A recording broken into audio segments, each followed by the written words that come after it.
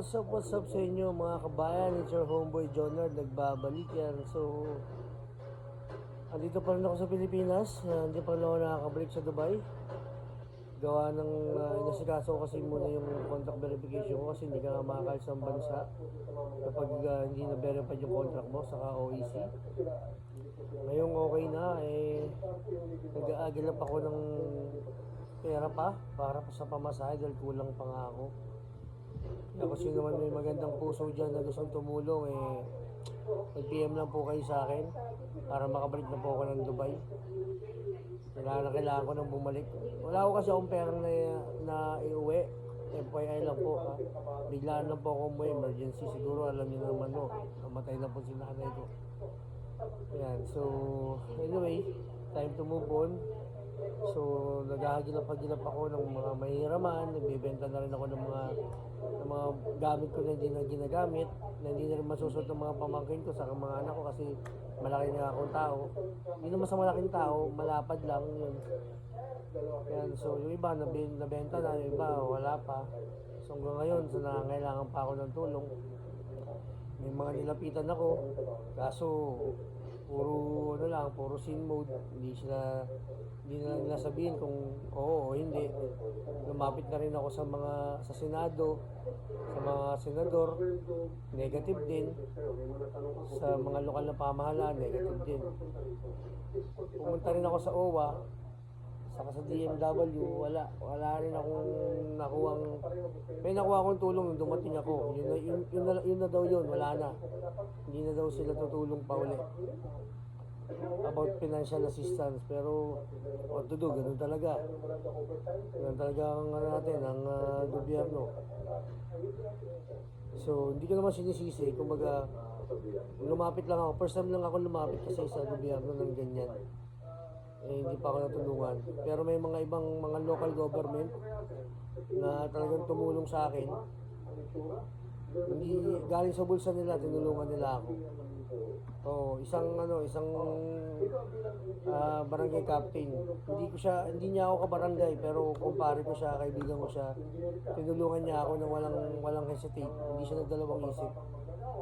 Kung sinabi ko yung problema ko. Which is na yun isang good thing na isang barangay captain. Yan, so anyway, hindi ko nababanggitin ng pangalan niya. Alam naman ng mahal na senyor kung sino man siya. Kaya yung barangay niya ngayon yung maasenso. Yun, sa mga gusto OFW dyan, make sure na matibay ang loob nyo, buo ang loob nyo. Saka mag-ipon tayo para hindi tayo maging kalabit penge na nangyayari na ngayon sa akin. Which is hindi naman ako kalabit penge kasi nga biglaan Pero anyway, hindi ko papansinin yung mga taong mahilig mag-criticize sa akin. Opinion nila yun Yan, sa mga nga pala gustong umuwi, kailangan nyo i-verify yung contract nyo para hindi na kayo mahirapan. Kailangan nyo rin update yung pag-ibig nyo, yung SSS nyo, yung PhilHealth nyo, sa IOWA card nyo. Kasi ako ngayon inayos ko lahat para pagbalik ko doon, hulugan ko na lang ulit. Kasi yung iba na-deactivate na, iba hindi ko na nahulugan, kaya sayang. Yan. So sa mga kabatch ko dyan, sa mga batang 90s, sa Carlos L. Albert, kumusta kayo dyan? Stay safe kayo lagi dyan. Saka exercise lang tayo, do eat healthy food, do eat exercise daily, katulad ni Marvin Santiago. Yan, medyo matibay-tibay na yan. Si Rex Brian Gamboa na lagi ko nakikita sa niya na nagja-jogging dyan sa may Piña Avenue. Ako, sana dumating yung point na mag-exercise na ako. Laki ko.